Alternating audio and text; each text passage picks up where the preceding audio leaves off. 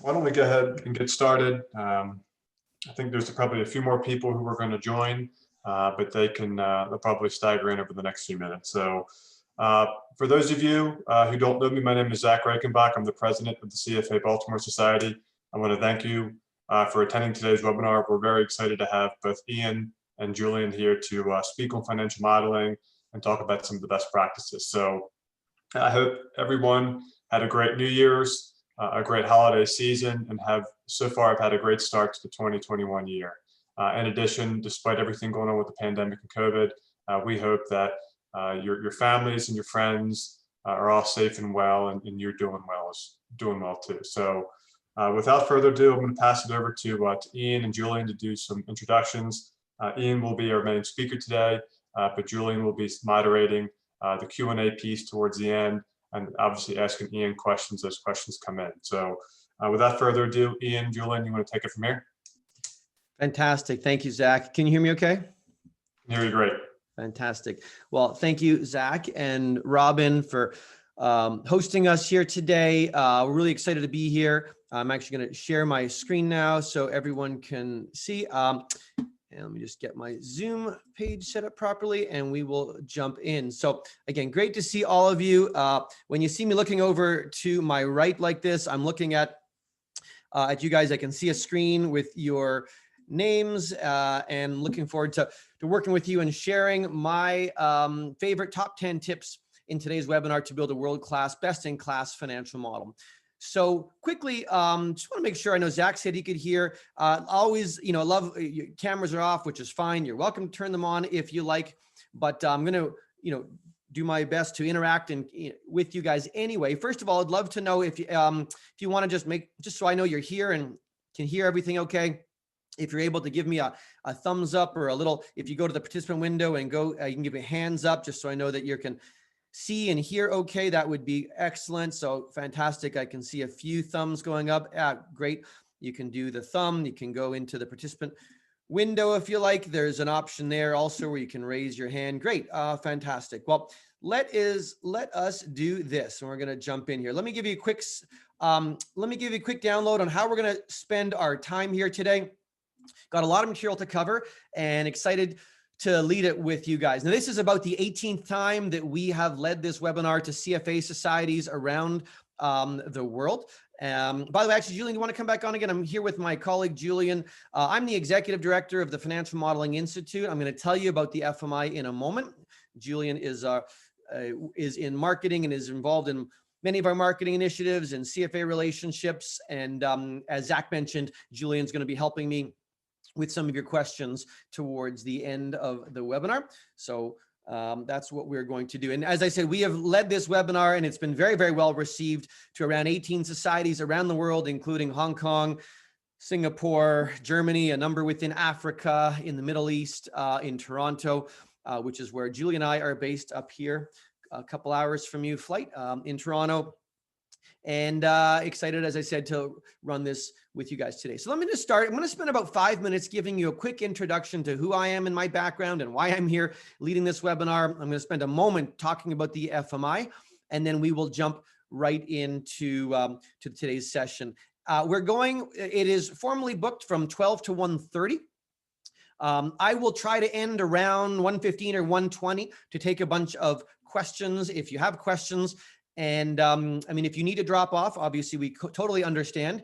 The session is also being recorded, I believe. And so Robin is going to post it onto the CFA Baltimore website afterwards. So if you don't catch all of it, you'll be able to on the video recording afterwards. I'm going to jump a couple slides ahead just to quickly show you my bio for just a moment, and then tell you a little bit about why we're here and what we're doing. So my background, I started my career many years ago as an investment banker.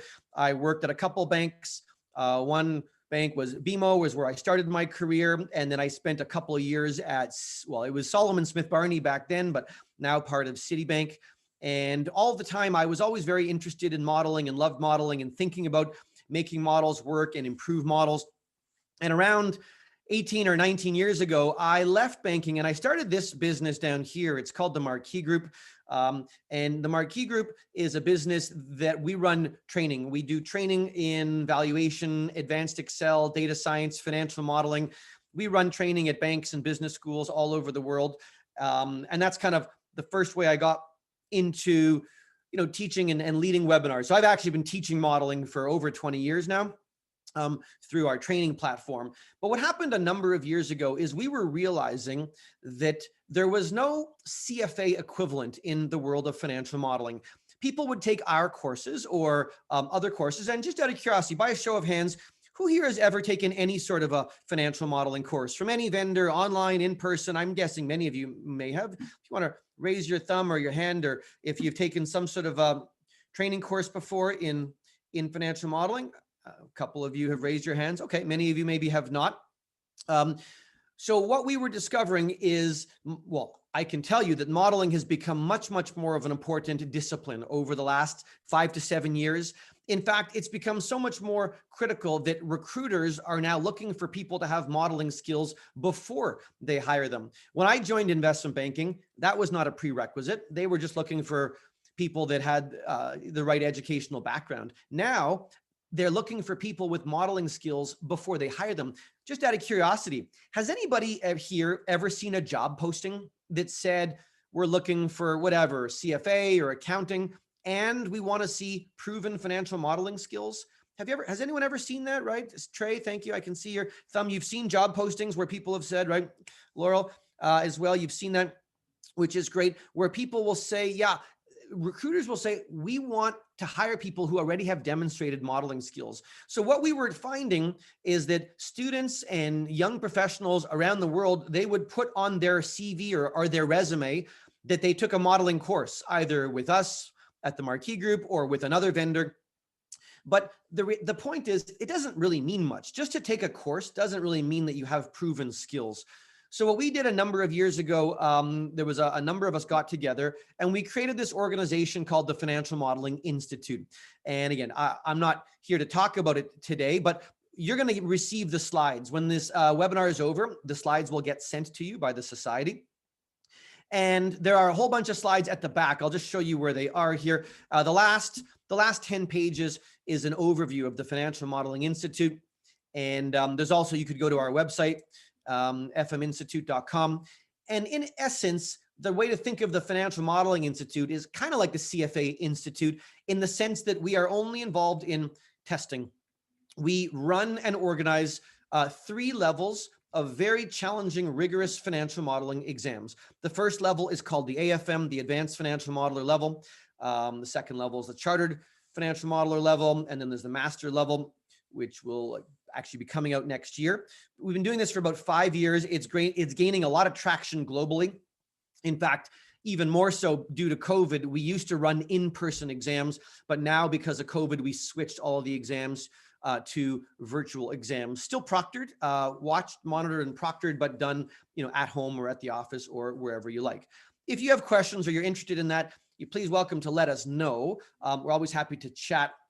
These exams, as I said, require you to actually build up a model, and they get graded by graders around the world in person. So it's the only accreditation body that we're aware of that's independent and truly focuses on people's modeling skills.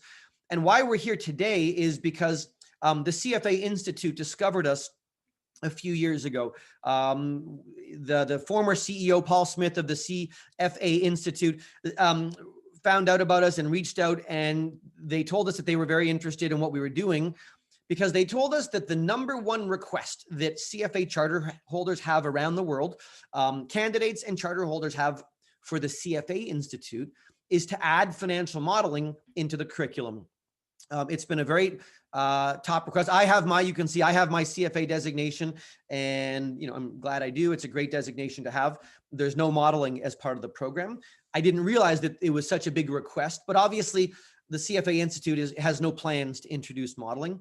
And so when they learned about what we were doing, they were encouraging us to reach out to societies around the world and develop relationships with them. So the CFA Institute has been very, very supportive, and that's why we developed a webinar series that we have been running around the world. So today's topic is topic number 1 in our series on financial modeling best practices. And I'm going to share with you, I've been doing, as I said, modeling for a long, long time. And I'm going to share with you some of my favorite top 10 tips to build a best-in-class, world-class modeler. If you're interested, we're always happy to do more of these down the road. And you can take a look at them when you get into the slides. And so that's kind of a little bit about who I am and why we're here and how we're working. In fact, a number of other US societies are going to be bringing us in the coming weeks and months. And so we're excited to kind of do this, for as many people are interested. So let's jump in then. Again, a couple slides here on the FMI, but let's jump in here into the bulk of today's webinar, which is on modeling and modeling as a discipline. And I've got a quick question for you.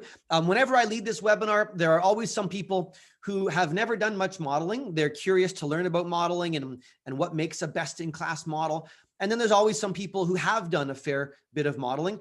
Just out of curiosity, again, based on a show of hands, how many of you have built some models, some financial models on your own in the past? How many of you have actually built some models from scratch, right? Katie, excellent. Trey, I see that. Fantastic. I see some hands going up.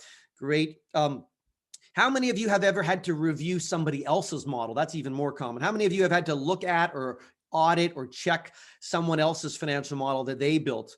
Flavio, right? Some of you raising your hands for that. Excellent. A lot of thumbs going up. Yeah, very, very common task. The reality is financial modeling is often people think of financial modeling as a task, a skill. I want you to start changing your mindset a little bit. It's actually a discipline. It's a profession. And I think over time, we're going to see that take hold and take shape in many, many areas. And it's required, of course, in many, many areas of finance and accounting and wherever people are making business decisions. So I'm going to start on slide number 10 here, but I'm also going to jump back and forth to an Excel file. I'm going to be taking some notes. I'm going to share those notes with you, by the way, so you don't have to write down what I'm writing. All my notes I will share with the society and they'll pass them on to you afterwards.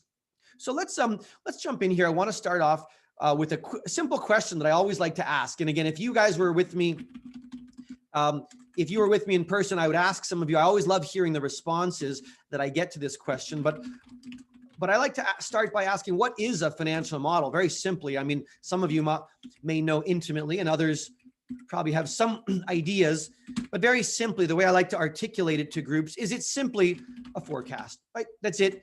It's just a forecast. And typically what we're doing is forecasting a company or a project. Financial statements 5 to 10 years in the future is normal, but people forecast longer, they forecast shorter. Very simply though, all we're trying to do is build a forecast. And I like to ask why. And very simply, why we're building forecasts is because models, I can tell you from all the work that we do, models have easily become the most important decision-making tool in all of finance. Easily the most important decision-making tool that people use in finance is the financial models, the forecasts that we use. They're used for everything, so critical, which is why people more and more are looking for young junior employees, senior employees, candidates to have strong financial modeling skills.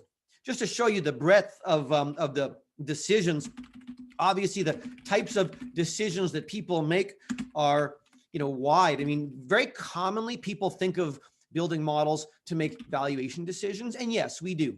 Does anybody here work in asset management on the buy side, right? Anyone, if you want to give me a thumbs or a hand, see some hands up. Excellent. A bunch of you are working on the buy side, in the asset management side. Sure, fantastic. More and more, we work with a lot of pension funds. We work with a lot of asset managers, money managers. More and more, there's an expectation of people building and running their own models to evaluate opportunities, much more so than when I first, saw when I started in my career. So people are using models is anybody here on the sell side? Anybody here work on the sell side of the business in equity research or debt research or investment banking, private equity? Do you have anyone on the sell side? Yeah, a couple more. Sounds like more on the asset management side. Okay, excellent. So of course, if you're making valuation decisions, it can come from any type of role on the buy side or the sell side, but people use models to make all sorts of credit decisions. We work with lots of credit groups at banks, and we run modeling courses geared specifically towards credit professionals. Anybody here work in credit? Anybody here work on the credit debt side of the business? Maybe not. Okay. Well, that is great, but people are using models to evaluate credit. People are building models to evaluate risk. People build models to look at budgeting, simply to do budgeting and planning. People build models to evaluate mergers and acquisitions. People build models to understand high leverage situations, LBO. So the point is, so many decisions we make in finance are based on the financial models. So it sounds really simple, right? It sounds really simple. All we're doing is we're taking a company's historical financial statements and forecasting them into the future. Really easy.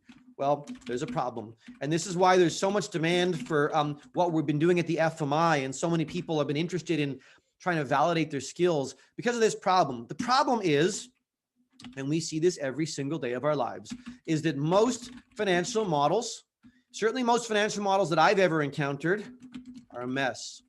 They're often a disaster. And because they're a mess and a disaster, they make it very difficult for people to make effective decisions. They make it really hard to understand. They make it hard for people to get to the right decision-making spot. And as a result, what I'm doing in this webinar is trying to share with you my favorite skills, as I said, to help you increase up the ante and build a much higher quality caliber model that will help you anywhere you go. And that's my promise to you today, is to leave you with some skills that if you can incorporate even some of these tools and ideas today into models, whether you're reviewing someone's models or building, I promise you, your models will definitely get to the next level. So why is it that models are often a mess, a disaster? Who's building models? Well, often models are built by finance professionals, accounting professionals, other business professionals, and yet the models people often struggle. I'll tell you what I mean in a moment when I say models are a mess, but I imagine many of you can relate to that already.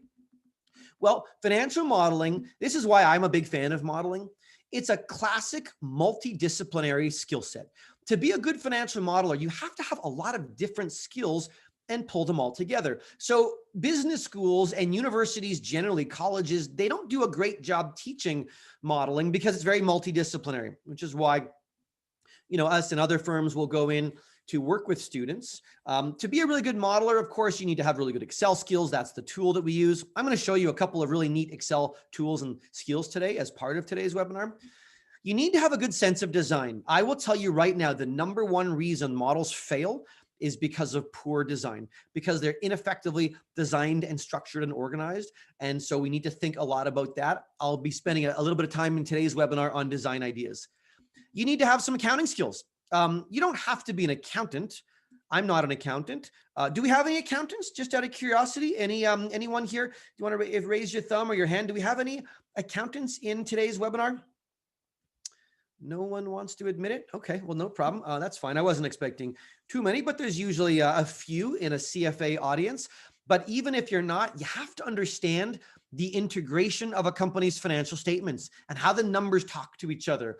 We have to understand finance and the business and be able to pull it all together. And what I always like to tell people is this, guys. So how do you know if a model is working well? Let's start with this. I'm going to give you 2 ideas before I get into my top 10 tips.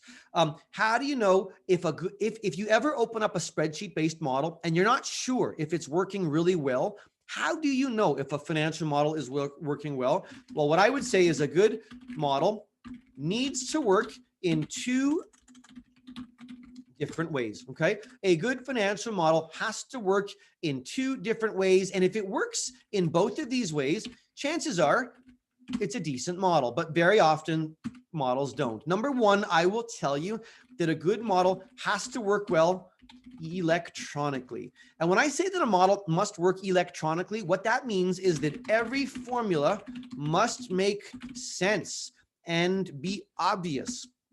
That doesn't happen all the time. Guys, can any of you relate to this? Has this ever happened to you where you opened up an Excel spreadsheet, you clicked on a cell, and you looked in the formula bar, and the formula was so long that it was wrapping around and around and around. Has anyone ever seen a formula like that? You can raise your thumbs or your hands if you've seen. A few hands have gone up here very quickly. Formulas that are so long that they start wrapping around. We've all seen that. That's not optimal. That's not ideal. Can I tell you something? Don't be impressed the next time you see that. That's not impressive. That's frustrating. It doesn't need to build that way, to be built that way. It shouldn't have been built that way. And as we get into the later tips in my top 10 list, I'll show you some ideas on how to manage that, how to minimize that. We need to be thinking about the user's ability to quickly understand and read it and have it make sense. So a good model must work electronically, which means that every formula has to be clear, clean, and logical. And number two, this might actually sound funny in today's day and age, but I always tell people, and I believe it, that a good model must work well on paper. It's got to be something you can print out, or today as a PDF. You need to be able to print it to PDF and have it feel like a presentation. What I mean by this is it needs to feel like a presentation. And why is that? It's because even in today's day and age, guys, and we work with companies around the world, the vast majority of decision makers are going to be looking at an analysis and making a decision by looking at a printout on paper or as a PDF on their screen. You're not going to get 10 people sitting around a computer poking around and making changes in Excel. So our models have to be working that way. And if your models work really nicely both of these ways, chances are it's working pretty well. What I'm really saying is that your model needs to tell a story. Your model has to tell a story. You probably never thought when you went into finance or business that you were going to be a storyteller, but that's one of the most important skills that you can have when you build a model, is the ability to tell a story. Every single financial model has a story that you're trying to tell. You're trying to sell somebody on an idea, an acquisition opportunity, an investment opportunity, a merger opportunity, a credit opportunity, whatever it is, your model has to tell a story. And if it can do that, it will likely be working effectively and allow you to make effective decisions. And so as I jump back into the slides here, I'm almost at my top 10 tips. That means that our model has to communicate really effectively. It needs to be dynamic and flexible and intuitive, printable, as I talked about. When it achieves these criteria, it creates tremendous credibility and confidence. And that's part of what we're trying to do. You're trying to sell your own skill set, your own caliber and capabilities to your clients, to your team, to your boss. And if we can do that, we will be at a much higher level of skill than others. In fact, I was leading a panel discussion yesterday with the CEO of a large financial organization based in the Midwest yesterday, and some of his top senior folks. And we were talking about modeling, and he said he has a large finance team of around, there's about 30 or 40 people. He said the CEO said on his finance team were 30 or 40 people, but there were only about 5 that he would ever trust to ask to build a financial model, because most were not going to be able to pull something together that told a story. And he liked using those words, that he needs to understand the story. And it's something that we need to keep in mind. You know, one of my pet peeves in the modeling sector is people, often trainers, focus so much on the technical part, the calculations, and how you build, formulas and link them together. That's a part of it, but it's only one part. We need to keep things simple. We have to keep our design, our structure, our logic simple, and that will allow us to build effectively. I talked about we need to avoid giant, huge, large formulas. And we also have to avoid formulas like this. This is one thing I want to say, and then I'll get into the 10 tips. We need at all costs to avoid hard codes. This formula here, can you guys see my screen? It says equals A5 multiplied by 0.025 plus 4.9.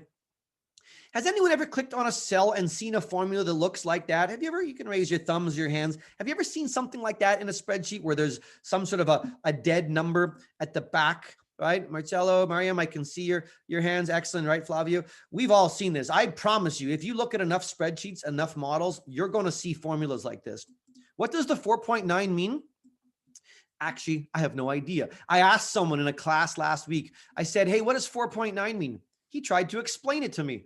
I said, you have no idea what it means. I don't know what it means. And I wrote this. It means that likely it was late at night and someone was told to make a $4.9 million adjustment, and they went right into a cell and they added a number there. This very quickly invalidates all spreadsheets, all models. We have to avoid this at all costs. Obviously, this could have been A5 times A6 plus A7. Simple, but we need to keep it organized. So here's what I'm going to do. I'm going to show you all 10 of my top 10 ideas and tips. And we will, but I also have them in my Excel notes file, so I will be able to look at them there to minimize the amount that I have to back and forth. And I'll tell you guys, some of these tips are pretty simple. For those of you who've been building models or working with models for a long time, some of these ideas are simple and clean, but we don't see them all the time. And I assure you, and I promise you that if you can start to make sure that models incorporate these ideas, you will start to find that it's much easier to use and much easier, much more comfortable to work with the tools that you have. Let's take a look then here. I'm going to go through 2 at a time. By the way, from a timing standpoint, it usually takes me around half an hour to go through the first 5.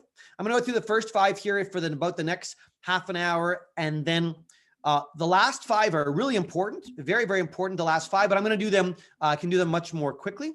So I should be done, as I said, around 20 after 1, and then leave some time for questions. By the way, if you do have questions, the best way is to put them into the chat menu, the chat feature, and Julian is collecting them, and then he will have them for me, and we will have a little discussion at the end. If I don't get to one of your questions, please just email me. Again, my email address is up here in the top of the slides. It's in the slides. It's in the Excel file. You're always welcome to be in touch. If you have any modeling questions that you want to run by me, you are more than happy to do that. Always love chatting with people who've been in the webinars. So here's where I want to start. On the top 10 is the first 2.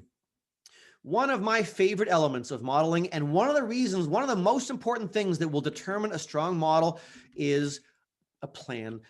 It's so important to plan and design a model before you can build it or use it. And I know this sounds so basic and simple, but I will tell you, in 90% of instances where we evaluate models, it's pretty obvious that the model builder did not have a plan. And what I want to share with you is an optimal planning process. I want to give you some ideas on how to build and plan in a powerful way that will help you get into the actual construction stage. So we like to call this a scoping document, and it lays out the key ideas you need to get into your model. And this is great for new builds or model renovations. You know, if you ever have a model and it's not working very well, you might not need to rebuild it from scratch. You might be able to renovate it and improve it. There's nothing wrong with that. And a scoping planning document will be very, very helpful. And I will tell you that there are three steps to the planning process. I'm going to run through this very, very quickly, but we do this all the time, and it really gets us in the right mindset for what happens next. If you spend a half an hour in planning, it will have a massive impact on the entire modeling process. So I like to do it as follows. If you see on slide 15 here, I'm in page 15 of my PowerPoint slides. 3 major steps, which I'll just jot down quickly. The first one says to identify the major issues. And so I will say step 1 is to identify, I'll write this down again and put some notes on it. The major issues. Very often in capital markets, in finance, we call this the key drivers, not the Ken, but the key drivers. Think about the key drivers of the business. What are they? Well, these are the most critical inputs. These are the most critical inputs that can impact the success and failure of the company.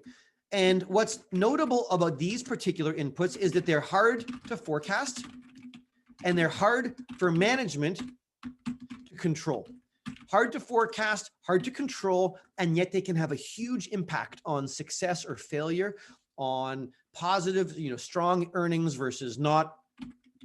Very often they are economic. Often these are economic variables, things like commodity prices or FX rates or inflation, things like that that are pretty tough to forecast and control. Yes, you can hedge some of these for, a short window, but nobody hedges for meaningfully for 5, 10 years or beyond that. So, these are variables that can move around on us. And as a result, we're going to have to build them in a special way. We're going to have to do something special with them in the model. But my job as the model builder is to identify them and recognize what those variables will be that I'm going to want to play with. The second thing that I want to do in my planning stage here is to make a big list of all the assumptions you want. And this is often a big list. I can tell you very, very often people don't do this. If you don't do this, very often what we see in models, it leads to significant inconsistency. It leads to major inconsistency in the model. For example, sometimes we've seen models where there's 800 lines on the tax calculation. They obviously sent it to the tax department and they came back with an inordinately elaborate tax calculation, tax schedule, and revenues were done in 4 lines, something like that, that felt inconsistent for what we were trying to achieve here. So what we want to do is make a big list of all the inputs and assumptions. And the key part here is that it means we're going to ask lots of questions. One of my favorite parts of building a model is showing up at an early meeting and being able to ask lots and lots of questions to learn about the business. Another key thing is that it's not my job. It's not the model builder's job to make up the numbers for the assumptions. It's not my job and I think sometimes modelers lose sight of that. It's not the job as the modeler to invent the actual assumptions. For example, if I need an exchange rate, if this company is a US-based company with operations in Mexico and there's some exchange rate fluctuations between the peso and the dollar, I'm not an economist. It's not my job to determine what the exchange rate will be, but I need to realize that I need this and go research and get the data. So we're going to make a big list that's going to include things like the various pieces to build up revenues, operating costs. What are the various costs? What are the key costs? Labor, marketing, energy. I want to think about that. What about working capital? I need to understand the working capital issues, the tax issues, fixed assets issues that they have, debt, equity. There's a lot of variables to think about with a company. My job is to ask lots of great questions. By the way, when I mentioned earlier that financial modeling is a discipline and it's a profession, modeling is so much more than sitting in a corner and working on a spreadsheet all day long.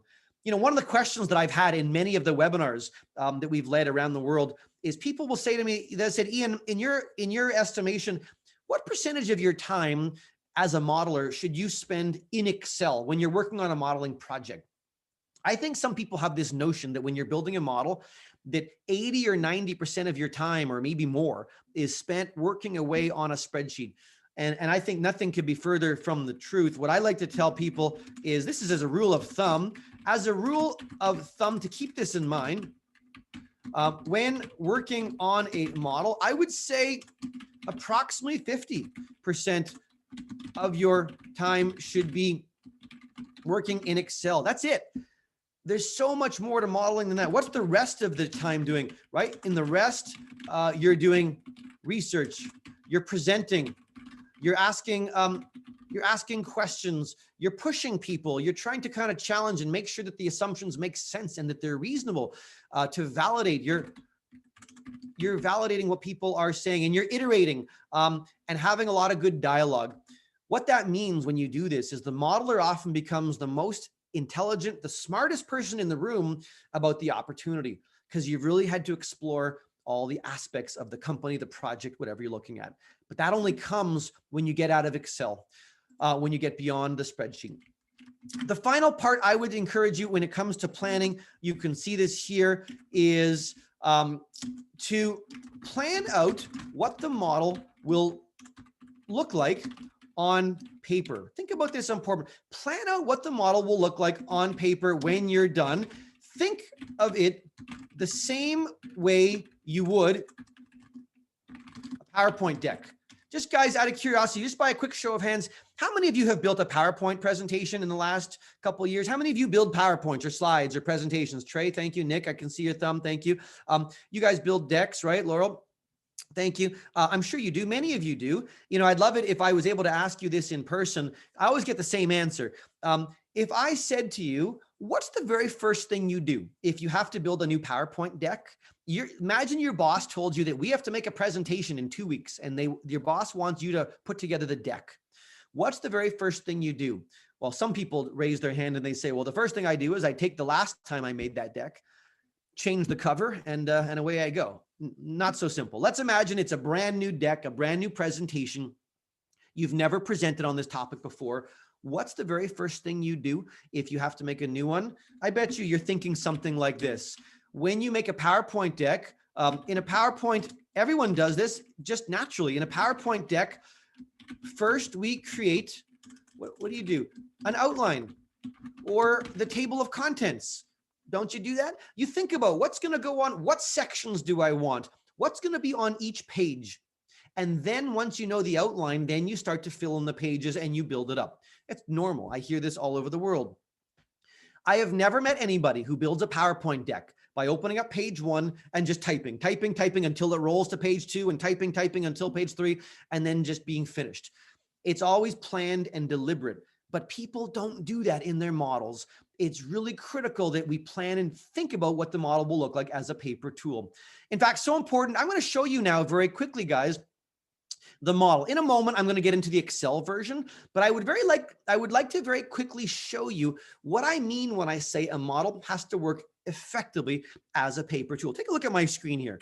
I'm going to show you a model. This is a model called the Henderson Manufacturing model. It's a company called Henderson Manufacturing. And we're going to spend a little bit of time looking at this model as an Excel model. You're going to be sent this model as well, so you'll be able to play with it once the webinar is over. But I know that at some point, I'm going to have to present this model to my boss or to my colleagues. Let's imagine, right, Trey, you've raised your hand a few times. Let's imagine, Trey, you were my boss or you were my client, and I knew I was going to have to present this model to you. I want to make sure it's presentation ready. And we're going to be able to look at it together on paper if we're in the same room, or as a PDF if we're on Zoom together. Let me show you now what this model looks like as a PDF document, because this is what you would see. And I'm actually going to go to full screen mode.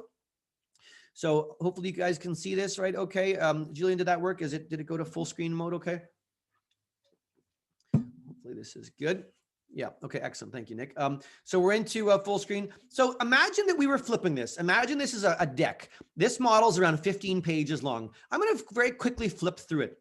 Look what I have. A cover, first of all. Right here, I'll zoom in. There's an executive summary. There is a page on inputs and assumptions. More. I'm doing a quick flip. And you know why I'm doing this very quickly? I don't want you to be able to stop and look at any numbers. Whenever you show a model to a client or a senior person, the very first thing that they do when they're seeing it for the first time is they do a page flip. They just start to flip it. So I'm just starting to flip the model. Look, I can see there's a revenue schedule. There's a cost schedule. Next, I'm going to flip. Here's my income statement. Next is my cash flow statement, my balance sheet.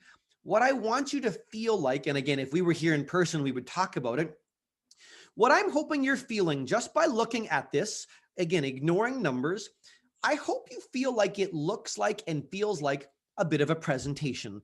And when I ask people in person, those are the comments that they'll throw out. They'll say, yeah, it feels like a presentation. I have actually, believe it or not, I have actually had many people over the years say to me, Ian, did you actually build this thing in PowerPoint? No, of course not. This is not built in PowerPoint. It's just meant to feel like a presentation because that's what I need to do to convey confidence, to communicate my ideas.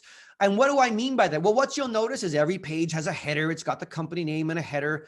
I've got a footer on every page with things like page numbers, feels like slides.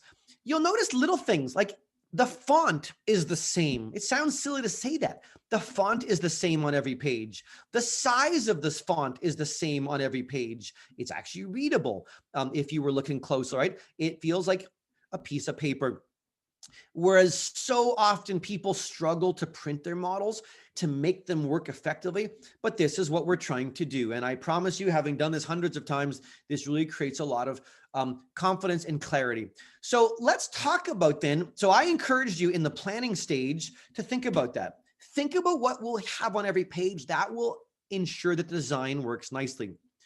Which means the next thing I want to talk about here very quickly is the optimal model flow. Okay, I want to talk about optimal model flow here as part of the 10 tips, because there's an optimal order, and the optimal order is based on the way someone's going to read and understand and want to think about your analysis.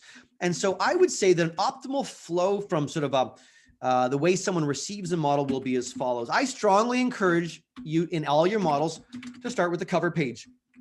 Very, very simple, not a big deal at all, except I will tell you that most models that I've ever seen do not have this. Do not have this. Most models don't have a cover page. It's really simple.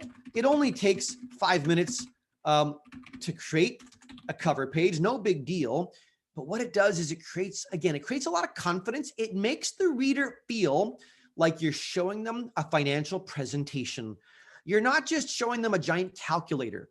You're presenting a financial deck, slides with a financial narrative that you can walk them through. That's the first impression that they will get. What should you include? What do you want to include on a cover? Whatever you like. Include things like whatever, like obviously like the company name. You might want to put your name. You might want to put a logo, whatever. You could have dates on the cover, etc. Whatever you think will be helpful is what you should include. And that's what we have done on our cover here. We've got a logo, our logo, we've got the company's name, and just a few things to help the reader understand. Now, I do want to point out a couple technicals here quickly. Is one thing that's really nice, guys, to have in models is to have a date on the cover. But there's a couple of ways to enter a date in Excel. We can either enter dates as a static date, which means it will never change. And I'm going to show you a nice keyboard shortcut. If you want to put in today's date, right? Today is January 13th, 2021. I can type it in. You can see that it's dead. It's never going to change. Sometimes we want a static date, and that's fine if you don't want it to change. There's a nice keyboard shortcut though. Many people I've encountered are not aware of the keyboard shortcut to do this. By the way, I'm going to jump to my PDF for a second. One of the things we're going to send you for attending today's webinar is a helpful keyboard shortcut sheet. We'll send you a PC version and a Mac version if you're working on a Mac. But these are our favorite, most powerful keyboard shortcuts that we'll send off to you. But there's a really nice one that's not very well known to enter today's date. Look what I'm going to do. I'm going to hit the keyboard and boom, it put in today's date. So what did I do? The keyboard shortcut was Control and the semicolon. If you press Control and the semicolon, that just enters in today's date as a static dead date. But sometimes people want to enter dates in a dynamic way, meaning that they will change by themselves every day. There are two ways to do that. You probably know at least one of them. One function is, of course, equals today function. This one obviously will generate today's date, but it will change. It will change by itself, right? If I do this and go equals today and put open bracket, close bracket, same thing as here, but this will automatically update itself. It's called a volatile function because it will change on its own. What some people have not seen is there's one other way in Excel to do this by using Excel's now function. And what the now function does is it generates not just the date, but gives you the date and the time. So again, a couple of ways to build a nice cover page and to have them be including a dynamic or static date. Very simple, and it gets us started. What I would strongly encourage next in terms of model flow and model structure is to follow a cover page with an executive summary, is to follow the cover with an executive summary. And what I will tell you here, once again, most models do not have an executive summary. If I go back into my model here, you can see, look what I have. It's pretty simple. I have things like revenues, EBITDA, net income, some growth rates, some margin calcs. I'm doing it 3 times. I've done it under a base case scenario, a best case, and a worst case. But the point is I have some key data up front. And I want to share with you some thoughts on the executive summary. Why do we do this? Well, I promise you, this is how people think. We've seen this 100 times. whenever you show somebody a model, I would say the first thing people always want to know is, what is it? I know you're all saying this to yourself. They want to know, what's the answer? What's the answer? What do I need to know to make a decision? What's the answer? And so therefore, what I will tell you is that this page must be customized. It's got to be customized for whatever your boss or your client needs to make their decision. So what should you include? Whatever you need. Include things like maybe you need revenue, maybe you need EBITDA, maybe you need some valuation calcs. Maybe you need IRR numbers. I don't know. Maybe you need some ratios. Whatever you need to help make the decision is what you should include on your executive summary. So powerful because it follows human nature and it allows you to answer that first critical question, which is what's the answer to your analysis. If you don't have I have seen this 100 times where someone's presenting a model and there's no executive summary. Look what I'm going to show you. I'll go back into the PDF version. You know what happens if there's no executive summary? Well, first of all, the reader or the client gets frustrated. So they start doing this. They start flipping and flipping and flipping because they don't care about any of this right now. Any of the stuff I'm showing you, nobody cares about until they know, what does it all mean? What's the answer? So very important and powerful to include it up front. Sounds so obvious, and yet people don't always do it. So let's now move back to my best practices because I'm ready to get into the next two. I talked about planning and designing and ask good questions. Guys, think of yourself not just as a calculator or someone building a calculator. You're here to ask tons of great questions, even questions that might sound silly to you. They're not. Guys, I promise you, if you ask questions like, what's the purpose of this model? You might get different answers from different people on the team. Where do I get my assumption data from? How much detail? I promise you, if you ask this question, how much detail I need, you're going to get as many answers as you have people in the room, because people have different views and ideas on what level of detail is required. Your job is to synthesize that and figure out something reasonable. And lots of great questions, and you're going to collect and synthesize all of that. So now we've talked about the first two. Such a critical part of modeling deals with these two. What I want to now show you next is the next two. And this is really powerful as well. This is a bit of a contentious one, number 3. I'm going to tell you why. And I have been, most people like this idea. I have been met with some people who are resistant to it. And I'm going to show you some neat tools in Excel to manage it. I'm going to share with you the idea that says when you build a model, it's optimal to keep the assumptions up front. And of course, make them a different color. This part is pretty straightforward. This is pretty common modeling standard to have your inputs a different color. Typically, we make them blue, but we're going to keep them up front. What I mean by that is this. Obviously, in my model, we have my cover, my executive summary, and then I want to have all the assumptions, all of them. So they're here. They're nicely laid out in a couple of boxes. All my assumptions are running down the page. Let me put a couple of notes on that first of all. So I would say here, after you do your executive summary, really powerful to include the assumptions, but not some of them, all of them. And why is that? Include all the assumptions up front, and that's everything. By the way, it's very easy to do this page if you built a strong plan. If you have a strong plan for the model, then all you do is you collect your data and you nicely design an assumption page. It's pretty straightforward. As I talked about as well, we like to keep the inputs a different color. Typically, we like to keep them a different color in the model. So usually the most common modeling convention is for inputs to be blue, for calculations to be black. That's the most common modeling convention here. So I'll make these ones blue. Why blue and black? The reason a lot of people know this. I've met lots and lots of people that build models. People usually know that this is the color coding that we typically use. People don't always know why.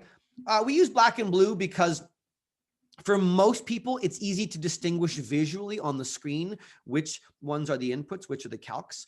But also when you print, when you PDF or print a model, or certainly if you print it on paper on a black and white laser printer, the blue here will print nice and dark. It will look good on paper. If you ever make numbers orange or yellow or green, they don't often print that well lighter colors. So this is a common modeling convention. I don't actually care if you make it blue, but you definitely want to distinguish the inputs from the calcs so the user knows which cells they can play with and change. That's going to be very, very common. Not only, and in our model here, not only are all the assumptions blue, these are assumptions are inputs. So I've typed them in, they're blue numbers. But even on the financial statements, when I get to my historical data, you can see this. Historical data is blue because I want the user to know that these blue numbers are dead. They're actual. They're not formulas. They're just numbers that somebody typed in to get the actual data in. So blue means it's been typed in, pretty straightforward. But now I want to talk about, this is something I think some of you might appreciate is, and again, it is sometimes a contentious issue, is the fact that I like and I encourage people to keep the assumptions up front. And I'm going to share with you what the resistance has been. I've had a lot of people say, I get it, Ian, but here's why I don't like doing that. And I'll tell you that in a second. First of all, let's start with why. Why is it so nice to keep them up front? I'll say why up front. And by the way, this is not just me, Ian's, telling you that I think you should keep them up front. This is a function of me presenting models on hundreds of occasions to clients. And the reason why I believe this is important is because it follows the way people think, the way people's brains work. I told you earlier, if you ever show someone a model, I promise you the first thing that they're going to want to know is what's the answer, right? They're going to say, I've been waiting for this model for a week. What's the answer? And as soon as you show them the answer, they'll appreciate that. They'll say, great. And once they absorb the answers and they understand the answers, I promise you, the next thing people always want to know is, I can hear you saying it's through your Zoom screens. You all know the answer, right? What's the question people want to know as soon as they understand the answer? They want to say, and they'll ask you, how did you get there? How did you get there? Meaning, what assumptions did you make to get these answers? They want you to walk them through all the decisions you made to get the answers. So if you don't have an assumption page, if you do not, you have to start scrolling through and flipping all over the place to answer that common question. How did you get there? So when we put all the assumptions together, imagine I was looking at the model and my PDF again, and I just finished showing my client. I said, here you go. Here's all the executive summary under the base case, the best case, the worst case. My client will say, that's great. And then they'll say, Ian, how did you get there? And now I can say, well, that's a great question. Let's flip the page. And as soon as I flip the page, I can say, let's take a look. I've got 2 pages here that walk you through all of my inputs. Here's my operating costs in the first year. Here's what I assumed about depreciation, about interest rates, about income tax, whatever. And I can go to the next page and we can have a discussion with my client. And I can say, this is my capital expenditure forecast, etc. You get the idea. Now they know what's the answer and every single decision you made to get there. It makes the model much easier to communicate off. It also makes the model much easier to update because when I want to make a change, I can make everything up front.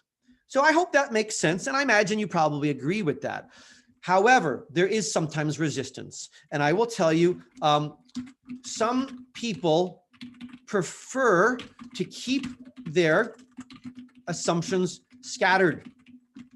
They want to keep their assumptions scattered throughout the model. And I'll tell you why. Maybe you do that yourself. Maybe you've seen that before. Has anyone ever seen a model, by the way, you can raise your hand or thumb. Has anyone ever worked with a model where there were assumptions scattered all over the place? And in order to change one thing, you had to go down to row 800 on this sheet. And another thing, you had to go to 2 sheets over to cell 300. Have you seen that, right, Flavia? You've seen that before? Very, very frustrating as a user when the assumptions are scattered everywhere throughout a model. Makes it very difficult to work with it. So why do you think some people prefer it? I will tell you why. It's because when they change an input. When they change an input, they want to see the result immediately. That's what I'm saying. So for instance, let's go over here. Let's go into the model.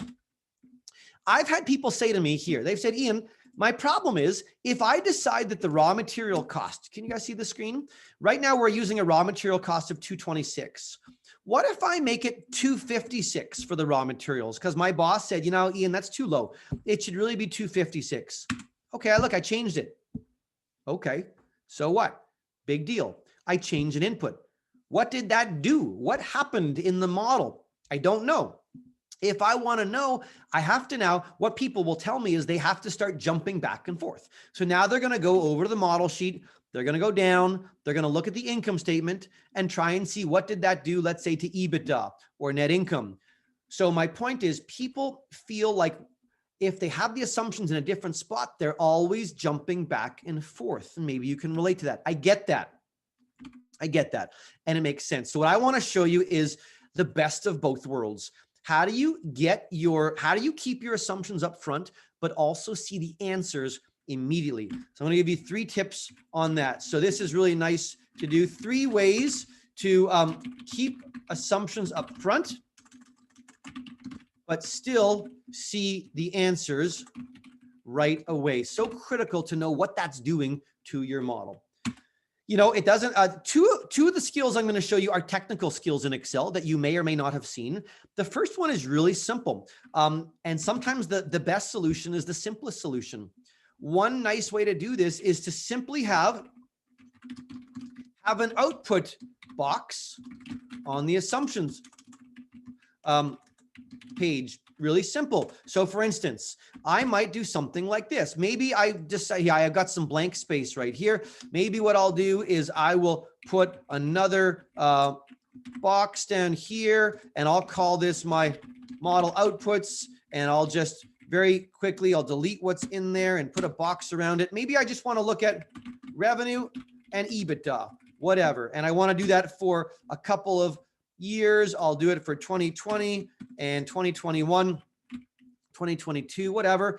Really easy, not a big deal.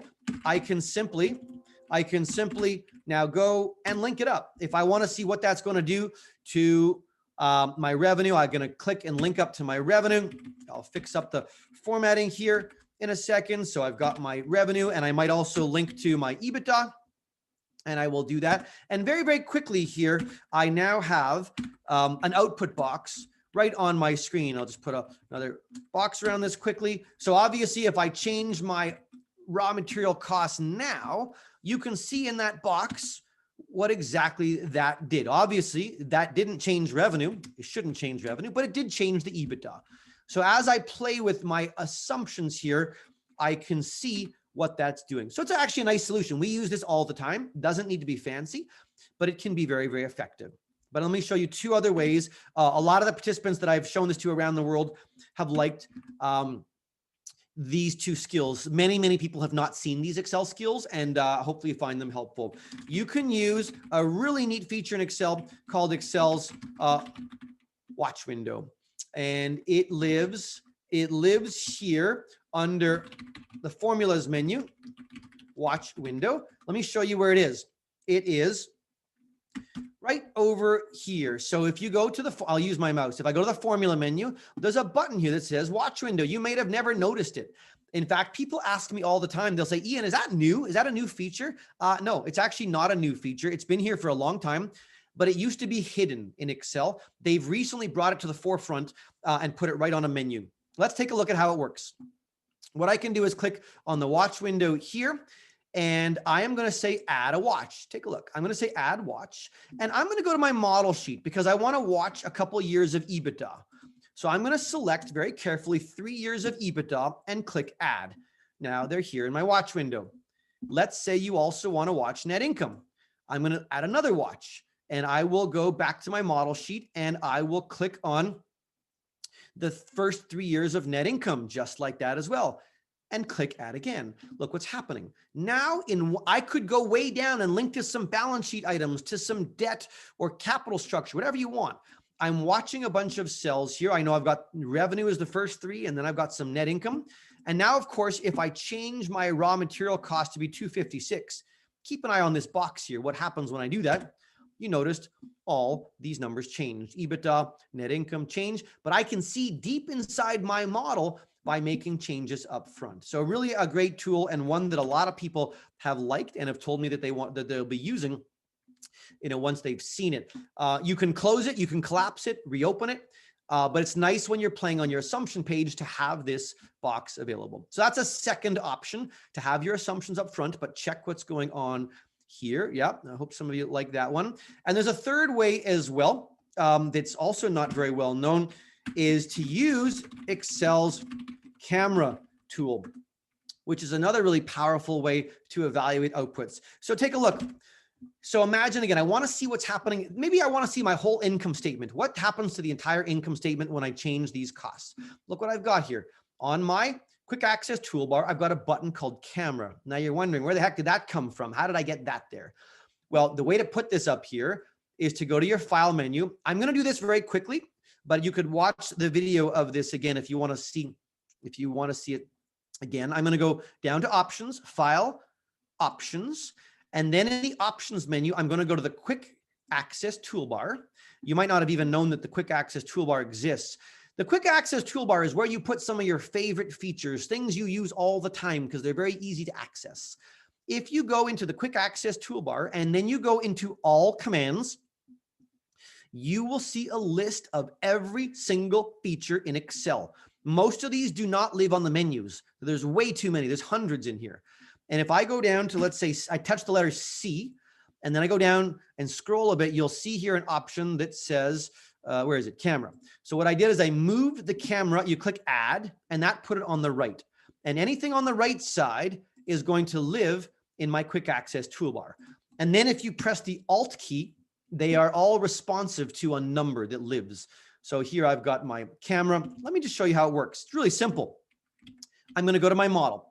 Let's imagine I want to get a snapshot of my income statement. Look what I'll do, guys. I'm going to select the entire income statement. I just selected the income statement, and now all I do is click the camera button. Very simple, and it activates it. Now watch. I'm going to go back to my assumption tab. I'm going to go roll up to the top here somewhere and simply click. And what that did is, I'm going to scroll down a little bit. What that's done is it's put a picture of it's literally a picture of my income statement right beside me. But the beauty is, this is not a dead picture. It's live. Watch what happens here when I change my operating costs again. Keep your eye on my EBITDA row when I press enter. Take a look. It's a dynamic live picture. Everything changed. So you could make it fit nicely in a box and watch and see what's happening. So again, really powerful tools. I haven't shown some of these tools in all the webinars I've done, but I know I expect some of you guys have some modeling experience, and I wanted you to see a couple of these tips that you might use and find helpful. Okay, so that is that wraps up 3 and 4. I'm going to get through number 5 here quickly.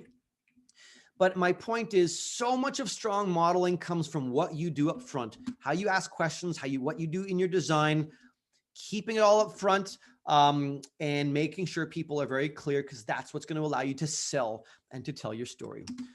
The next thing I want to do and talk about here, we'll spend about 5 minutes. I got about 5 minutes to talk about this one. I'm going to do this one very quick, and then about 10 minutes to capture the last 5, and then I'll leave a few minutes for questions. Okay. So when I talk about model flow, we said have a cover, have a summary, an assumption page. The next thing I would strongly encourage you to do is to build a scenario page. This is one of the most important pages in the model. This is one of the most important pages. It's so important. I would say every model you ever build, every model should have a scenarios page. So what is it? Well, let's take a quick look at the model. What is it? If we take a look, what do I have here? I have more variables. I've got cost inflation. I've got selling prices. This is a cyclical business. I've got selling volumes. The key message I want to share with you about a scenario page is it's only one thing. All this is very simply more assumptions. This is another page of assumptions. But the key is that For these assumptions, we have three cases, right? For these assumptions, I had a base case, a best case, and a worst case. I wanted to have more than one option, right? You can see for cost inflation, I have a base case, I have a best case, and a worst case. Base, best, worst. Why? Why did I build a base case and a best and a worst just for these variables? How come just these three? Well, I hope you're thinking the answer in your mind because we already talked about it. Why did I want three cases just for these particular variables? Because these are the key drivers. These are the key drivers. These are the most important, most critical assumptions that people are going to want to play with. These are the ones you don't know exactly what they're going to be. They might move around a lot and they can have a big impact on the success or failure. So we want to make sure that we have more than one option. Such a powerful page. And I want to show you very quickly 2 Excel skills to get this working. There are 2 Excel skills. Now, by the way, you'll look at these on your own because you're going to be sent the model. So when you get the model, please take a look at this page. What I want you to see is this. Every variable has a large rectangle. Do you see this? This is my large rectangle. And of course, the numbers are blue. Step 1. And because they're blue, these are the inputs. So your job is to talk to your boss, talk to your team, talk to your client, and say, hey guys, what do we want to use for inflation for the base case, the best case, the worst case? And you're just going to populate this, type them in, go do some research, talk to whoever you need to talk to, and figure out what you want to use for inflation, for commodity prices, for exchange rates, for each of the 3. That's really simple. The second thing we need to do is have a switch. I'm going to move my drop down here for a moment. The second thing, I need to do is put in a switch. There's a numeric value. There's a switch. And the final thing we're going to then do is have this skinny row. There's a skinny row that has black numbers that are bold. This is the active case. This is the active case. It's the live case. This is the one running in the model. So of course it needs a formula. Now, what a lot of people do is they'll build this with an if statement. People will say, if the switch is 1, grab the first one. Otherwise, if this is 2, take the second. You get the idea. It's not optimal. I'm not going to build it because of time constraints, but what I want you to see is that in the presentation that we're going to be sending you, take a look here with me for 1 second. In the presentation, we included a bunch of pages on some skills that you may not have seen before. A couple skills on custom formatting, on concatenating. There's a skill on the if statement, but the one I want to show you quickly is the choose function. So it's on slide 23. You could use things like Excel's index function. Probably some of you have. You could use the offset function. There's nothing wrong, but they're a lot more complex. Clients often struggle with these tools because there's a lot more to them. What we like using is the choose function because it's so simple. It's so simple. Take a look at what it does. It literally says, where's your switch? Says, where's the switch value? Here it is, D6. And then where are your choices? And you must separate each of them with a comma. So G14 is the first option, G15 is the second, G16 is the third. It's so simple. Clients I've often had, they'll look at it and go, wow, this is so great. I actually understand it. Where's the switch? Where are the choices? And here's how it works. If you put a 1 in the switch cell, the choose function pulls out the next item in the list. It's going to pull G14 because that's the next one in the list. If you type in a 2 in the switch, it will pull out the second one in the list, and a 3 will pull out the third. Very, very simple. So if I change this to a 2, it now runs the best case. And this is the one going into the model. So the model will now be running the best case. And same if I put in a 3, it will now be running the worst case. Really simple, very powerful, very effective. So I really encourage you, if you have not used Excel's Choose, to play around with it. But the very last Excel tip here to show you is this. You noticed I don't like leaving this number exposed. I don't like having a number 1 there. Why? Well, first of all, it doesn't mean anything. Imagine you didn't see this switch. Imagine your boss came here and saw a number 1. What does that mean? It means nothing. I don't know what 1 means. It's not clear. So I want to make sure it's more clear to my reader. But second of all, I can only type in 3 numbers right now. I can type in a 1, a 2, or a 3 because my choose function was only built to give it 3 options. This is option 1, option 2, option 3. If your boss comes in and types in a 4, you're going to get error messages everywhere. And by the way, if you get error messages here, because there's no 4th choice, if you put a 4 or a 5, you'll get error messages, and then that will feed errors into your model. Your whole model might explode. By the way, here's a bit of model one-on-one. If your boss ever screws up your model, whose fault is it?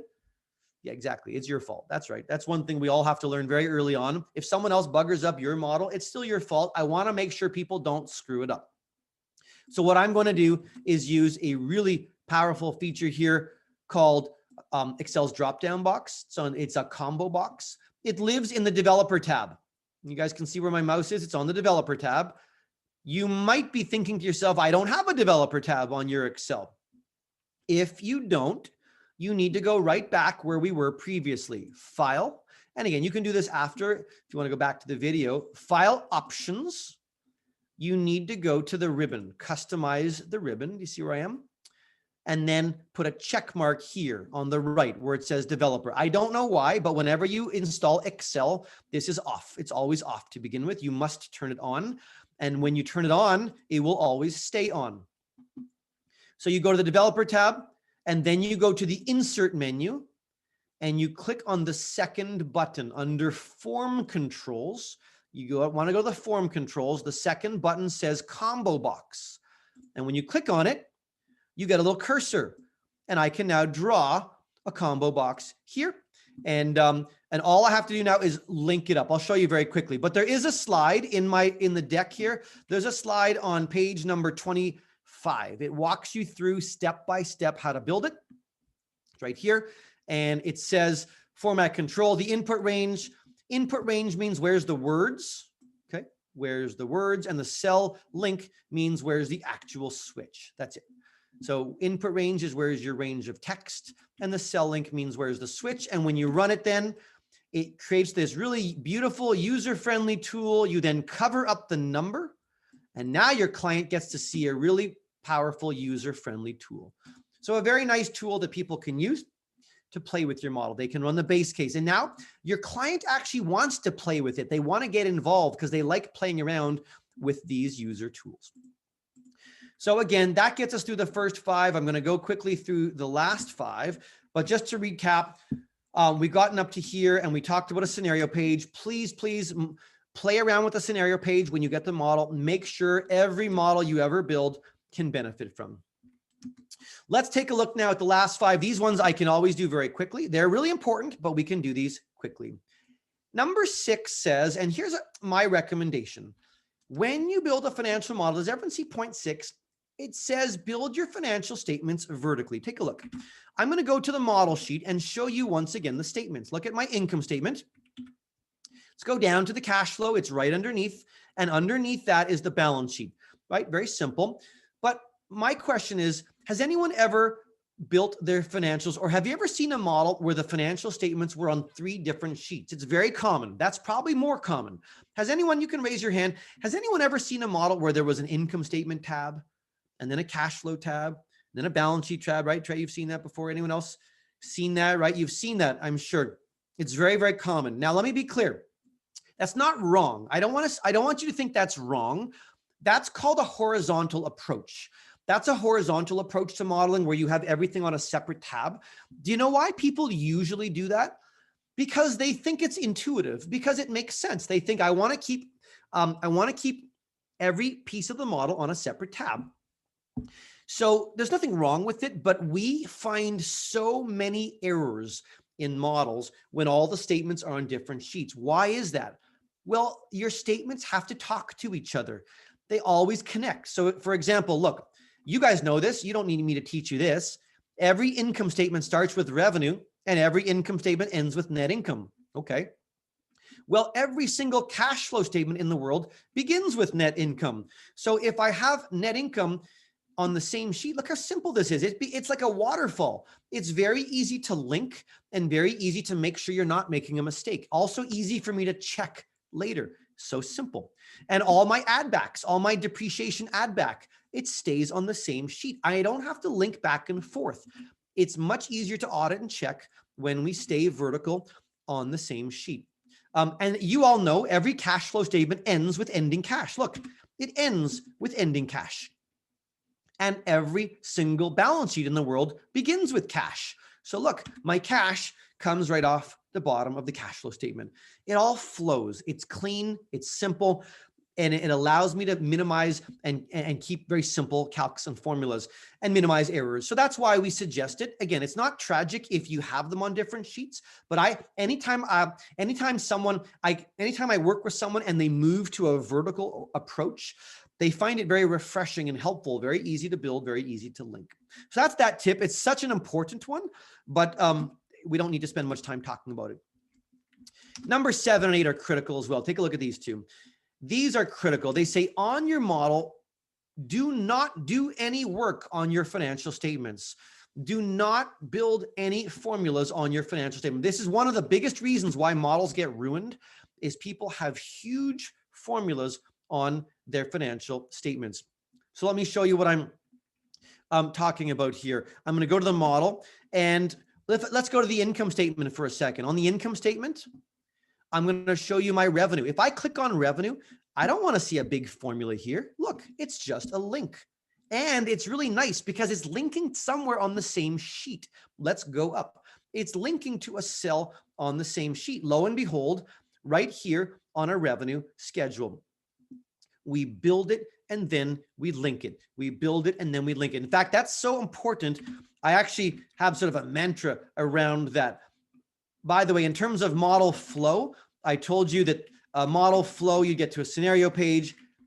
After that, then you build in your schedules and financial statements in terms of flow. But I want to show you some of my two model sayings. These are two of my favorite mantras about modeling, and I think you'll find them helpful. The first one I always like to say in classes is build it, then link it. Build it and then link it over and over again. A whole model is build it and then link it.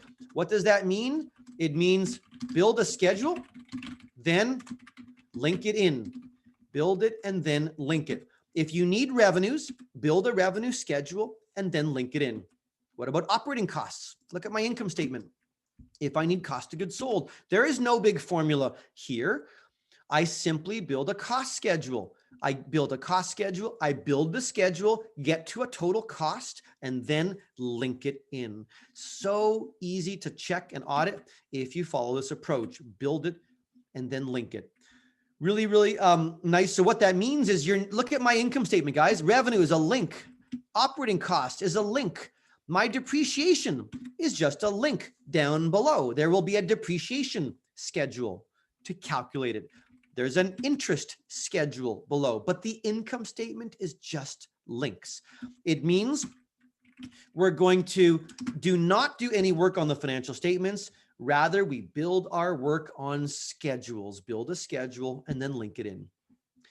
And then the final two tips here, and we're just about done, say on your schedules, build really simple formulas. And how do we do that? The way we build really simple formulas on our schedules is we repeat, and link. And in fact, that's my second of my favorite sayings is sounds similar. It means repeat and link. What that means is repeat every single assumption and then use them in calculations. What do I mean by that? Let's take a look. Let's go to the model. On my revenue calculation, we were told that the company has a gross selling price, which then they have to deduct freight and warehousing, and that gets down to a net selling price. Look at the net selling price is just the gross price minus the freight and warehousing. But the gross price was an assumption. It was actually one of my scenario variables that lived up front. What did I do? I first repeated it. I repeated the gross selling price. I just linked it up. So I repeated that. So it's on the same page. So I can see my gross selling price again. And I can also see my cost inflation. I just repeated it. By the way, in our models, this third color we use a dark purple. Our third color means that we are repeating an assumption. So when you look down the model, you'll say, these were assumption variables that they're repeating. This was my thinking, and I'm repeating it. But take a look. My freight and warehousing is a simple calc. Previous year times 1 plus the inflation, really simple. And my net price is just gross minus the freight all the way down. Every single cell in the model is just a tiny link or a tiny calculation. Look, a tiny calculation. What's the revenue? Revenue is price times volume. Anybody who works down this model will understand every formula. When I told you at the beginning of the webinar that a good model has to work well electronically, that means this. It means every single formula has to make sense. So my client can say, yep, what is Ian doing here? Yeah, I get that. Yep, I understand. Yep, I understand, all the way down. And that's not what people do all the time. Here's what I'm going to show you. The very last thing here. I'll take a few questions. Has anybody ever seen a formula like what I'm going to do now? Look at this. Have you ever looked at an Excel spreadsheet and seen a formula that's doing something like this? I'm going to make up a garbage formula here. Imagine a formula linking to a cell on one sheet, whatever, and then it was dividing by a cell on a different sheet, and then it was multiplying by a cell on another sheet here, doesn't matter, and then adding in something here. Who cares? I'm just making up some silly formula and I get this big number, 424,000. My point though is the way I built it. Have you ever, can you raise your hand or your thumb? Have you ever seen a formula that looks like this in a spreadsheet that's linking to lots of different cells on lots of different sheets, right? A bunch of you have seen that. That's a disaster. You can't possibly understand it easily. When you go through our model, guys, when you get this model, you will never see a formula that looks like this. So what do I do, by the way? If I'm ever auditing someone else's model and I see a formula like this, what do I do? What I just told you, repeat and link. Repeat every single variable and then build it in formulas. So what I'm going to do instead is I'm going to insert some rows. Nobody charges you for extra rows. The rows are free to keep adding. So I'm going to just watch. I'm going to repeat. So I'm going to repeat this variable. Whatever this is obviously important, and I'll label it.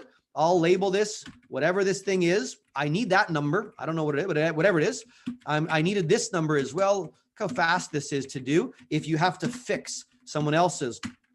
So I've repeated this guy. I think this one was a percentage, so I'll make it that. Again, the formula makes no sense, but I just want you to see what I'm doing here. I'm repeating this, and I'm going to now put this one in here. And now, instead of building it to look like this, I'm going to do this. I'm going to take the first one, divide by the second one, multiply by the third one, and then add in whatever I had here. Of course, I get the exact same number. But now when I send this to you and you can see that each one of these is labeled and this is my calculation, it makes so much more sense. It's logical. It's clear. It tells a story. So that's kind of what I wanted to share. I know we moved quickly through that, but what I wanted you to see today is this. A lot of people are building a lot of models and have not implemented some best practices, and models are often a disaster. And when they're a disaster, they make it very difficult to make good decisions. And so I promise you that if you can go through, if you can think about all these ideas and these tips and try and reflect on them and incorporate some of them in your own analysis, in your own models, you're going to have a much stronger modeling capability. You will be regarded more for your models. People will come to you more for modeling because you will be, a step above most other people. So I want to thank you guys for your time. I know we've gone about 5 or 10 minutes more than I wanted, but I wanted to get through some. I showed you a couple extra Excel tips that I thought you might like. And we'll spend, I'm happy to go an extra 5 minutes. So let's do, Jillian, if you want to do, if there's a few questions, I'm happy to do them. We can go till, if anyone wants, I'm happy to stick around till, 1:35 or 1:40 if you have questions. But if you need to drop off, I want to thank you for being here. And let's do a few questions, Jillian. Awesome. So our first question is it a good idea to use the same financial model skeleton without the assumptions for various reasons, or should we start from scratch? Yeah, great question. I love it. Love the question. So you'll notice that I love the question because it didn't use the dreaded T word. I don't love when people think of the dreaded T word in models, and you know exactly what I mean. It's the word template. I'm not a big fan of model templates because a template implies that it's locked and you can't change it. And you can't develop strong modeling skills if you're just trying to plug numbers, plug square pegs into round holes. The way we rebuild models is, here's what we do literally every time. If I have to build a new model, I never want to start from a blank Excel spreadsheet. It's pretty rare. It would be pretty rare for me to build a new model and open a brand new spreadsheet like this. I have lots of good things in some of my old models. So first I build a planning document, a scope, so I can think about what I need in my new model. Then I'll go back to an old model that might have had some similar features, but instead of starting from scratch, it will be much faster if I renovate this one. And you know how I renovate a model? After I've built my plan, I literally print it out on paper. I'll look at my model like this on paper, and I literally will take a red pen and I'll mark it up. And I'll change the company name. And then I'll go to every single page. I'll say, well, what do I want on the executive summary? Well, my new exec summary, and I'll mark up exactly what I want on the new one. And I'll just create a huge markup. And I'll go to every page on my assumptions. I'll mark up what I need. And that creates sort of my working tool. Look, I have a set of financial statements in here already. Why would I build them from scratch? They're working. I might need to add a couple rows or change a couple rows, but I have a nice set of financial statements. I'll tell you as well, the biggest difference between different companies when you model them is the revenues and costs. Revenues and costs often require a lot of customization when you build, but things like a depreciation, let me go to my depreciation. The depreciation schedule, that's going to be almost the same for most models that you make. Same thing with income taxes, same thing for working capital. They're a little bit different, but there's no need to start from scratch. If you invest in a really nice model as a framework, you can easily mark it up and use it the next time you need one. It's a really good question. Yeah, thanks, Julian. Is there another? Awesome. Yes. The next question is from Mika. Ian, what do you think about named ranges in Excel? Another great question. Love it. Thanks, Mika. It's a good question. What do I think about named ranges? I am neutral. I am indifferent. I will tell you why people name cells, and then I will tell you why. So when you look at our model, you'll see we don't have many named ranges. For those of you who have not used named cells or named ranges, for instance, every cell is already named, right? Every cell's name is its address. Right now, this cell has a name. This cell, my tax rate, is named N15. That's its name. Its name is its address, N15. I could change it. I could go in here and call this tax rate, okay? I've overridden it. I now changed it from N15 to called tax rate. So for instance, if I wanted to, let's say I'm going to do something silly here, but let's say I wanted to calculate taxes off EBITDA. I could go down, I'll make it a little larger for you guys. I could go down to the bottom. I could say take EBITDA, and I could multiply it by, I could start typing my word, and you can see when I type TA, it actually recognizes it. I could say, take my EBITDA and multiply it by tax rate. People do this. You know why they do this? They think it's easier to read. So now, right, Mika, your boss is going to say, okay, what's going on here? There's a cell and it's multiplied by tax. Okay, it's clear. Here's why I tell you that we're not, that we don't need it as much. The reason we don't use it is because of what I showed you previously. It's because of this. Let me go back to my my tips. This one, repeat and link.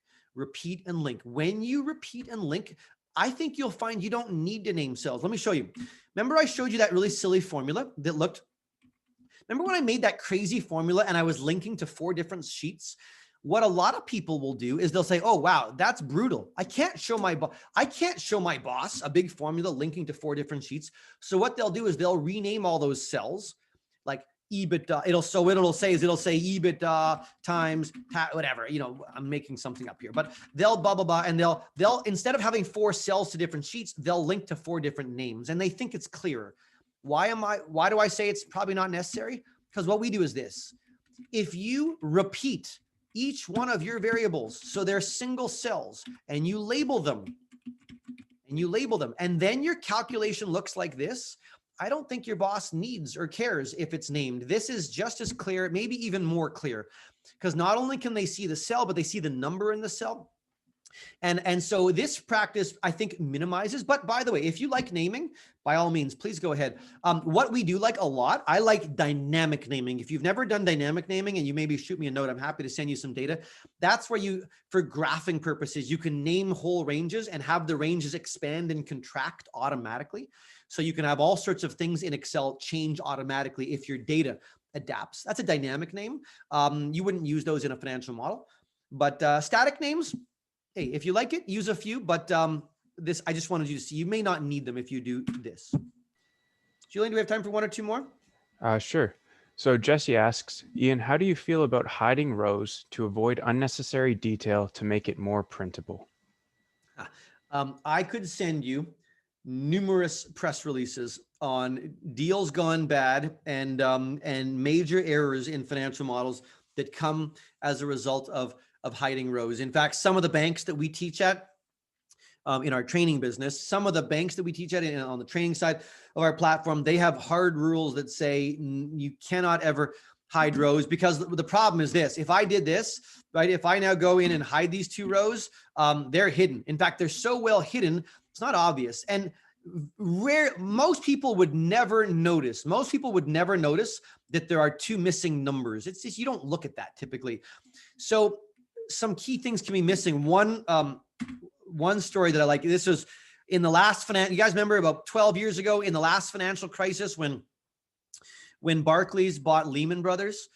Well, if you do a Google search, on Barclays Lehman spreadsheet after this, you will find that there was a lawsuit, because what happened was Lehman Brothers put together a spreadsheet of all their positions on the trading floor. And then they had a yes or no column to say, is Barclays going to acquire this, yes or no? And then what they did is, I don't know why, any positions that Barclays was not going to assume, they hid those rows, believe it or not. And so all Barclays could see is all the positions that had yeses beside them. But at the bottom of the column, there was a total, and the total added up through all the cells, and it picked up all the no ones. The purchase price was off. This is not in the press release, but I have a friend who's a lawyer in New York who I know was off by over $5 billion.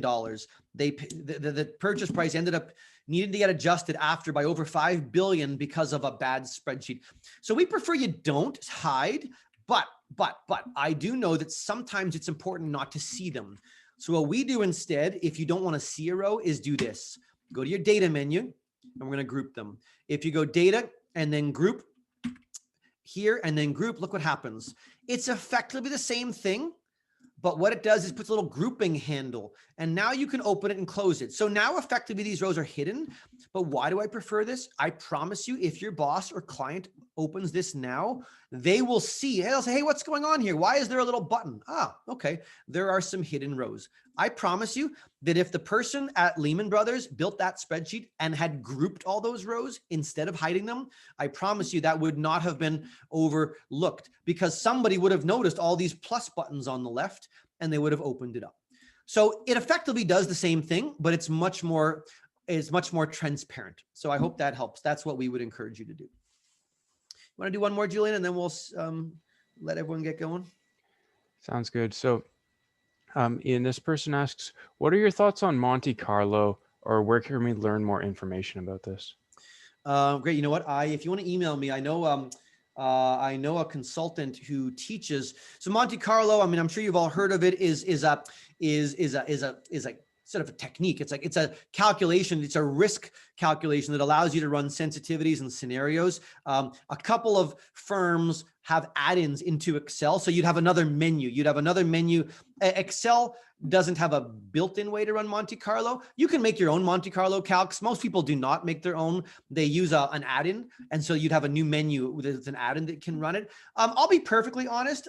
In traditional corporate finance models on the buy side and the sell side, we don't see it a lot, but we do see it a little bit. I find that if you're running scenarios like this, base, best, and worst, that gives you a pretty reasonable range. You could run more than 3. You could run a super high, a medium, a super low. But if you do want to run a Monte Carlo that shows various huge ranges of probabilities, yeah, no, we have no problem with it. I mean, we see this more risk departments at the banks that we work at. will use Monte Carlo if they're evaluating volatility or looking at things. I mean, people use it. Don't get me wrong; it's used a lot. We just don't see it as much in this type of application. But I have nothing bad to say about it. I think it's an effective technique if you need. If you want to chat more about it or want to know someone who's a good teacher in it, I'm happy to talk about it offline. You feel free to send me an email. Here, you'll get my email address in the file. Maybe I'll turn it back. Were there a few more, Julian, or was how many more? Was there a couple more questions you had, or There's about 2 more. is there any that are really quick that I can get through super fast? You think, or? Thoughts on cell shading and coloring? Yeah, great. Love it. I mean, not too many colors. Don't make your model look like a Christmas tree. We use black and blue, religious. You got to use your blue or for inputs, black for formulas. We have a third color that I showed you where we repeat assumptions. If you want to use your own third color, go ahead. Sometimes we've seen models with literally 12 or 15 colors. It's too much. It's hard. It's overwhelming. A few colors is fine. Cell shading, yeah, I mean, go ahead. Sometimes we will shade things on a scenario, on a summary page if you want to highlight. We love using conditional formatting to conditionally format things on output sections. If you want to highlight something, by all means. I mean, again, it's all about aesthetic. It's about design. Here, we are using shading on the assumption page to shade bars, to make it visual. So by all means, feel free to do it, but be mindful. Make sure that, and if you're not sure if it looks good, show it to someone else. Even if it's not a modeling person, show your model to someone in a totally different field and say, does this look clean? Is it looks simple? Do you like the aesthetics of it? And shading can in fact be helpful. So yeah, use it when needed. Okay, well then why don't we do this? I'll turn it back over to Zach and Robin. I really want to thank all of you for your great questions, for sticking around. A lot of you stuck around the whole time, which is great. If you have questions, be in touch, and I hope to see you guys again. So guys, Zach and Robin especially, thank you so much for having us in. I hope you guys have all got some new tips and skills that you can use in your modeling. Yeah, Ian, this was fantastic. Just a quick recap, the slide deck and the recording will be available to all the attendees afterwards. So be on the lookout for further emails and correspondence from Robin and I, and appreciate your time, Ian and Julian. That was absolutely fantastic. And thanks again for everybody for attending. So have a wonderful day, and we'll all be in touch. Thank you all. Back.